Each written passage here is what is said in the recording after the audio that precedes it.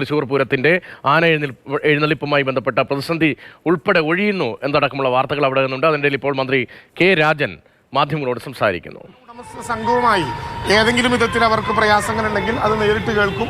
ആ കാര്യത്തിലും എന്തെങ്കിലും നമുക്ക് ഉണ്ടെങ്കിൽ ആ കാര്യവും നടത്തും.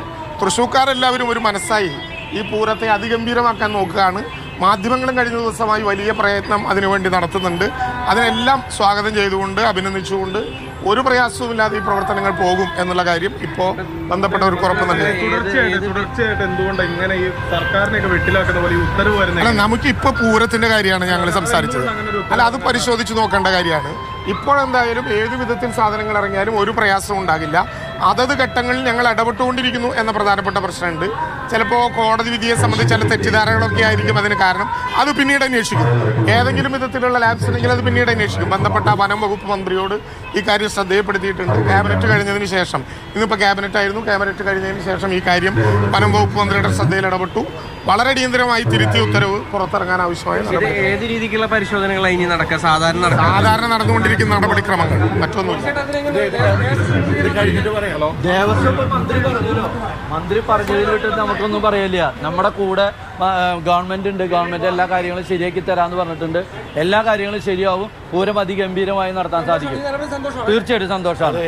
ഇത് ഞങ്ങളുടെ തിരുവമ്പാടി ദേവസ്വത്തിൻ്റെയോ പാറമേക്കാവ് ദേവസ്വത്തിൻ്റെയോ മാത്രം പൂരമല്ല, ജനങ്ങളുടെ മൊത്തം പൂരമാണ്. അവർ സർക്കാരിൻ്റെയൊക്കെ ഒരാവശ്യമാണ് ലോകപ്രശസ്തമായ തൃശ്ശൂർ പൂരം നടക്കുക എന്നുള്ളത്.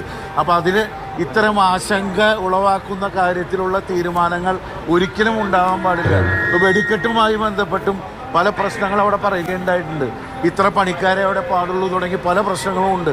അതെല്ലാം ഇപ്പോൾ ബഹുമാനപ്പെട്ട മിനിസ്റ്റർ പറഞ്ഞ മാതിരി അവരതിൽ ഇടപെട്ട് സർവ്വ പ്രശ്നങ്ങളും പരിഹരിക്കാം എന്ന് ഞങ്ങൾക്ക് ഉറപ്പ് നൽകിയിട്ടുണ്ട്.